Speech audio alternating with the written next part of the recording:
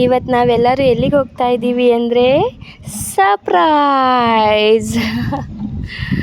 ಒಂದೇ ಗಾಡೀಲಿ 3 ಜನ, ವೇದು ಸೇರಿಸಿ 4 ಜನ ವಿತೌಟ್ ಹೆಲ್ಮೆಟ್ ಹೋಗ್ತಾ ಇದ್ದೀವಿ. ಪೊಲೀಸ್ ನೋಡಿದ್ರೆ ಹಬ್ಬ, ಗಾಡಿ ಹಿಡ್ಕೋತಾರೆ, ಇಲ್ಲ ಪರ್ಸ್ ತುಂಬ ಇರೋ ದುಡ್ಡು ಹಿಡ್ಕೋತಾರೆ ಅಷ್ಟೇ. ಅಲ್ಲಿಂದ ಹೋಟೆಲ್ಗೆ ಬಂದರೆ ನೋಡಿ ಇವೆರಡು ಚಿಕ್ಕ ಮಕ್ಕಳು ಕತೆನ. ಏನು ಅರ್ಥವೇ ಆಗ್ತಿಲ್ವೇ ಈ ಕೇಸು?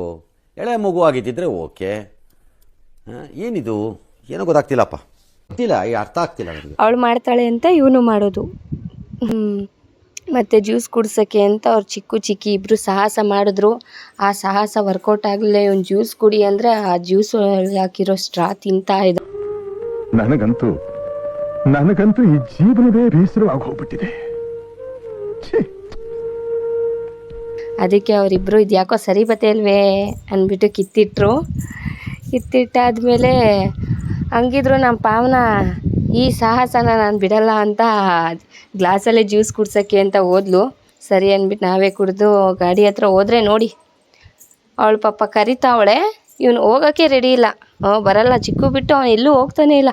ನಾನು ಕರಿತಾ ಇದ್ದೀನಿ, ನನ್ನ ಹತ್ರನೇ ಬರ್ತಿಲ್ಲ ಕಳ್ಳನ ಮಗ. ಅಪ್ಪ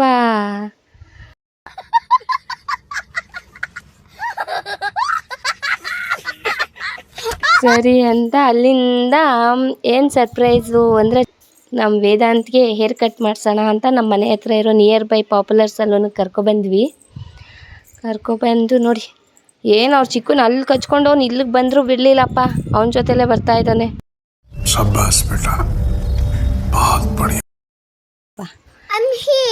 ಸರಿ ಅಂತ ಬಂದ್ವಿ. ಇಲ್ಲಿ ಸ್ವಲ್ಪ ಹೊತ್ತು ವೆಯ್ಟ್ ಮಾಡಿ ಅಂದರು, ಕೂತಿದ್ವಿ.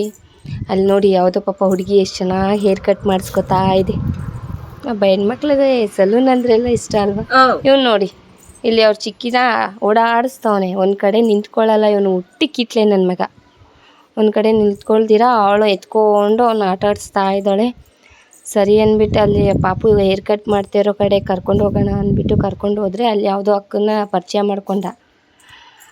ಮಾಡ್ಕೊಂಡು ಯಾರತ್ರಕ್ಕೂ ಮಾತ್ರ ಹೋಗಲ್ಲ.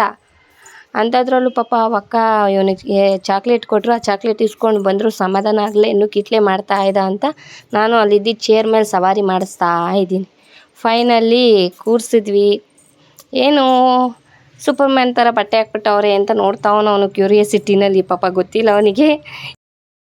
A few moments later. ಸರಿ ಅಂತ ಅವ್ರು ಹೇರ್ ಕಟ್ ಮಾಡೋಕ್ಕೆ ಶುರು ಮಾಡಿದ್ರು.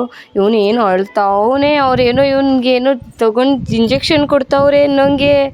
ಏನು ಎಷ್ಟೇ ಪಾಪ ಅವರು ತಾಳ್ಮೆ ತೊಗೊಂಡು ಹೇರ್ ಕಟ್ ಮಾಡಿದ್ರು ಬಿಡಪ್ಪ, ಅವ್ರು ಗ್ರೇಟ್ ಅವರು.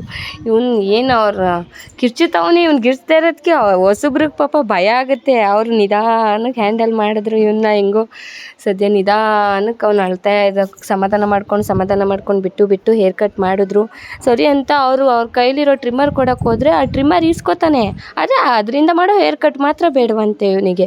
ಅಬ್ಬಬ್ಬಬ್ಬ ಹೆಂಗಿದ್ದಾನೆ.